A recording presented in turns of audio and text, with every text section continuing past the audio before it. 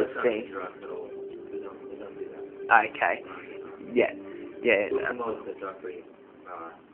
So the whole story about Zeno and that's garbage. I have no idea.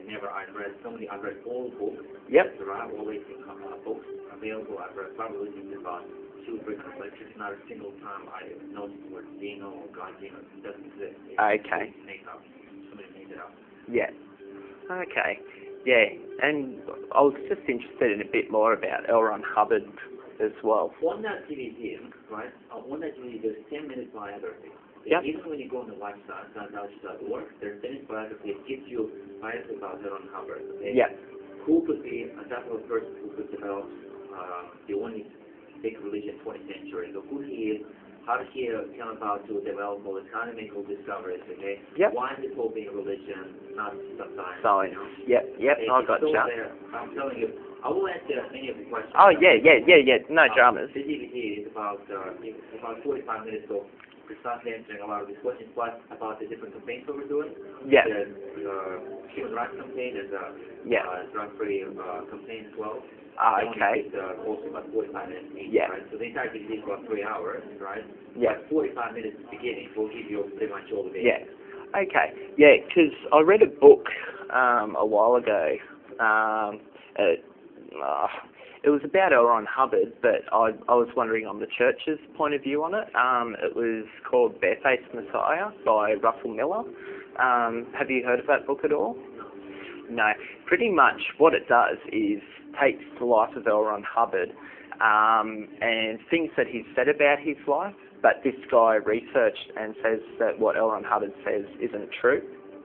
And actually he went and researched and extensive research on L.Ron Hubbard, and pretty much the book makes him out to be a liar, a cheat, says he dabbled with the occult and stuff like that for a while.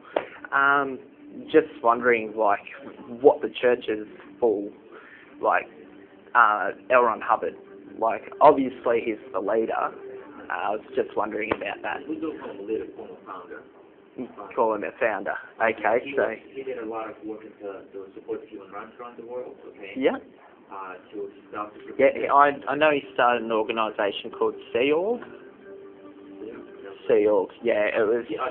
Sea-Org, yeah. It's a management organisation in Scientology. Oh, okay. Originally it was an apprenticeship. Because he had a Navy... It was in 69, 68, Yep. 71, 72. Yep. Because at that time there was a lot of suppression. Okay. The United States government. Yep. Particularly Edward Ford, right? Yep. Then the United States, there was a lot of CIA stuff going on within the United States. Yeah. They always formed United States at that time, the thing just like the Stalin formed in Russia. You know, the Yep.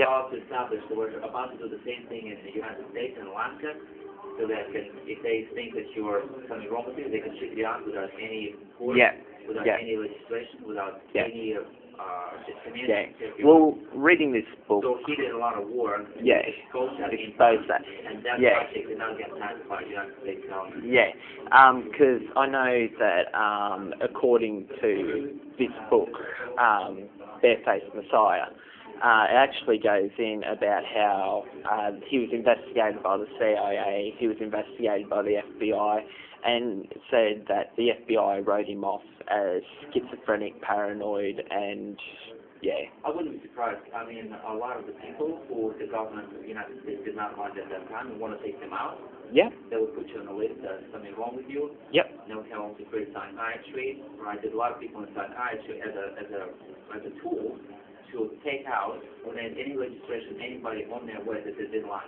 okay? If somebody's on their way, they call you schizophrenic. And they, the guys coming into your house, take you out, they take you to the psychiatrist, they drug you out to the point where you cannot remember who you were, where you came from. And that's how they took out anybody who opposed their movement. Okay. All right. In other states right now, Trump's having pretty much the same thing, right?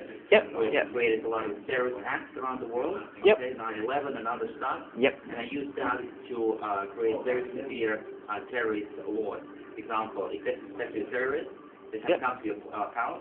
They can take you, take you to the prison without any law in the registration. They will care about you again because they think you're terrorist. Right. Yeah. So that's almost like a non-disaster regime, almost forming the United States right now. So Yeah. there's a lot of work to do to Yeah. make that type of stuff from happening. Otherwise, you're going to have Hitler's society again. Oh, well, yeah, well, that's it. You Yeah. heard about one world order, right? Yep, yep. That's not very good because it's going towards the literal Nazi regime. Oh, okay. Yep. Okay. Yeah. Like, because I am very interested in the church. Like, after watching that DVD on Dianetics, it was very interesting. Sorry. Okay, no, you're right. What's up? Yeah, yeah. Not sure. Okay, good. See you. Okay, man. Yeah. Yeah, but absolutely no problem. If you want to support any of that stuff, Yeah, yeah. you do it. But I also heard something about people opposed to Scientology are subject to fair game attacks. Is that true? Fair game attacks, where, well, apparently L.Ron Hubbard had legislated, like in Scientology doctrine, any opposers to Scientology were subject to fair game attacks, which means essentially if you are against and openly speak out against the church, you are subject to fair game attack. What's fair game? Fair game means that the person is, their character is to be destroyed, made discreditable. Yeah. Oh, okay.